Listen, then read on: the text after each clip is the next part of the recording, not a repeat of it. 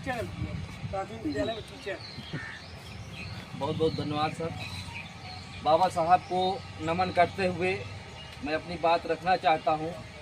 नौजवान साथियों, देखिए, बाबा साहब का संविधान के निर्माण में, समाज सुधार में भारत के जो लोग हैं उनको वास्तव में मनुष्य बनाने में सबसे बड़ा योगदान रहा है। इसलिए एक बार जोरदार बोलिए बाबा साहब, बाबा साहब, बाबा साहब।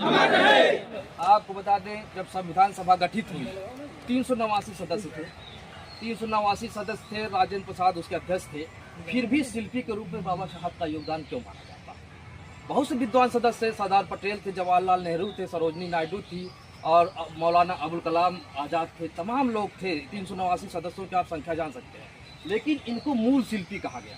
मूल शिल्पी मुख्य वजह क्या है कि ये प्रारूप जो संविधान का बना हमारा, ये प्रारूप समिति के अध्यक्ष थे। अब प्रारूप का मतलब होता है पूरा खाका बनाना।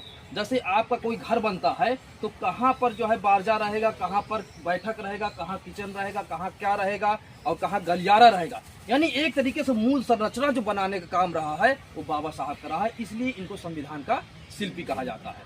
और देखिए, संविधान, आपको बता दें, संविधान किसी एक व्यक्ति का नहीं होता, किसी एक समाज का नहीं होता, किसी एक वर्ग का नहीं होता है। संविधान सबका होता है।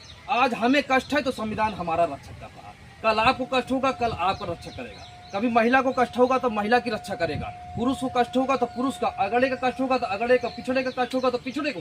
संविधान ऐसी चीज है और ऐसा संविधान बनाया गया है जो हमारे मूल अधिकार में रह गए ना। इसीलिए कहते हैं कि जो हमारा मूल अधिकार का पार्ट है, संविधान का सबसे महत्वपूर्ण पार्ट है। और उसमें भी जो अनुच्छेद 32 के तहत संवैधानिक उपचारों का अधिकार है, बाबा साहब ने उसको संविधान की मूल आत्मा कहा था। इसलिए कहा था कि अगर आपको संविधान तो दे दिया गया, लेकिन संविधानों के आधार पर अगर आप अपना उपचार कर ही ना पाए तो उस संविधान का मतलब क्या है। तो इसीलिए अनुच्छेद 32 को उन्होंने सबसे बड़ा योगदान है। बाबा साहब की जो जयंती मनाते हैं सिर्फ संविधान के जो है शिल्पी के रूप में नहीं मनाते हैं।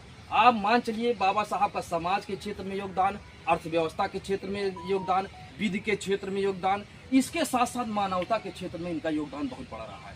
अब आप सोच रहे हैं मानवता का क्या अर्थ है? मानवता का यह अर्थ है कि आप अपने बाबा परदादा या पूर्व में जो है लोगों से पूछें कि उनका जीवन कैसा रहा है।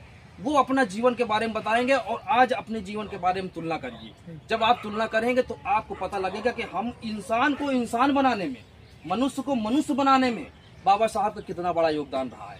और आपको बता दें, आज इनकी प्रासंगिकता है। एक जो टेलीविजन सर्वे चल रहा है, टेलीविजन सर्वे के अनुसार आपको बता रहे हैं कि इनकी प्रासंगिकता लगातार बढ़ती जा रही है।